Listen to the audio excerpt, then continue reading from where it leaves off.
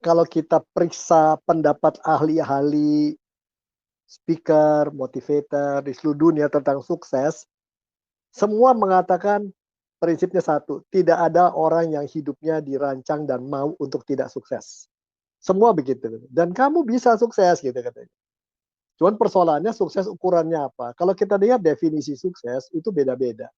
Ada yang mengatakan orang yang sukses itu adalah orang yang bisa mencapai impiannya. Ada yang mengatakan orang yang sukses itu orang yang bisa mengenal semua potensinya, memanfaatkan dan mencapai apa yang dia kejar. Nah, tapi ada juga yang mengatakan sukses itu gampang aja. Apa namanya?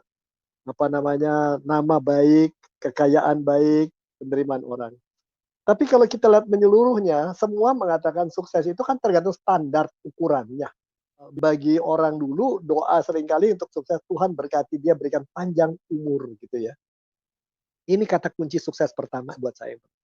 Kamu ingat kamu tuh udah diselamatkan Kristus, diterima kasih karunia Tuhan, bla bla bla, dipilih, dibenarkan. Gitu. Satu, kamu dimeteraikan dalam Roh Kudus. Saya boleh sakit, saya boleh punya masalah, saya boleh suami ninggalin saya boleh rugi dagang, saya boleh anak jadi yang orang tidak kita inginkan, tetapi tetap saya bagi Tuhan sudah dicap, saya milik Tuhan. Dicap saya berharga. Ya. Kedua, dicap saya akan jamin keamanan. Cap Tuhan janji sama kita. Dengan perasaan itu kita punya rasa aman.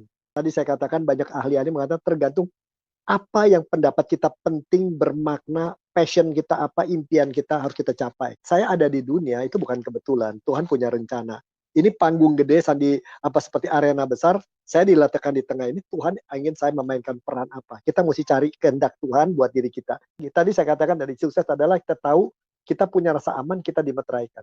Nanti tahap kedua, sukses adalah orang yang sukses kalau dia mengetahui apa kehendak Tuhan dan melaksanakannya. Apapun hasilnya secara dunia. Bagaimana mengenal kehendak Tuhan? Itu semulai dengan satu titik. Karena kita ingin mencintai dia. Lebih penuh kasih kita. Nah, dari mana?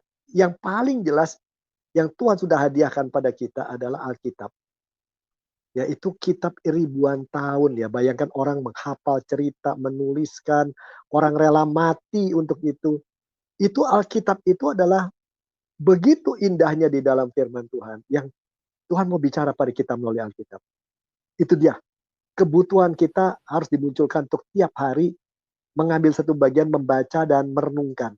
Gak usah banyak-banyak lah, 2-3 ayat kalau perlu merenungkan, ngobrol sama teman. Itu Tuhan bisa bicara melalui itu. Tapi juga, kedua, Tuhan sering juga bicara melalui perjalanan hidup. Kok kita digiring ke sono gitu ya. Kenapa digiring ke sana gitu ya. Dan kalau apa yang kita baca dari Alkitab, yang kita dengar dari firman Tuhan, sama giringan itu sejalan, ini sangat kemungkinan besar ini memang arahnya ke sana. Lalu yang ketiga, sering juga Tuhan berbicara melalui orang-orang yang sangat kenal kita dengan baik, dekat, kelompok kecil kita. Padahal di Alkitab ada perjalanan hidup ke sono. Orang dekat ngomong begitu. Lalu satu lagi yang keempat, bisa juga melalui impian. Hal yang luar biasa, yang tidak biasa, yang supernatural bisa. Kalau keempat itu sejalan, udah jangan disangkali lagi deh. Jangan disangkali lagi. Ya. Tapi kalau hanya dua, yang dua enggak, mungkin terus pertimbangkan lagi. Itu jangan-jangan keinginan kita masukkan ke sana dan pakai nama atas nama kehendak Tuhan. Kata terakhir, saudara-saudara, begini. Setuju nggak Anda? Lebih baik kita makin dekat sama Tuhan dan berjalan bersama Tuhan, walaupun orang lain, masyarakat melihat kita tidak sukses. Entah di rumah, entah kesehatan, tampilan, atau pekerjaan, atau kekayaan. Tapi kita makin dekat sama Tuhan. Ketimbang kita dapat semua, tapi Tuhan tak ada di mana. Tuhan jadi jauh. Kalau pilihannya itu begitu ya. Mari kita berdoa.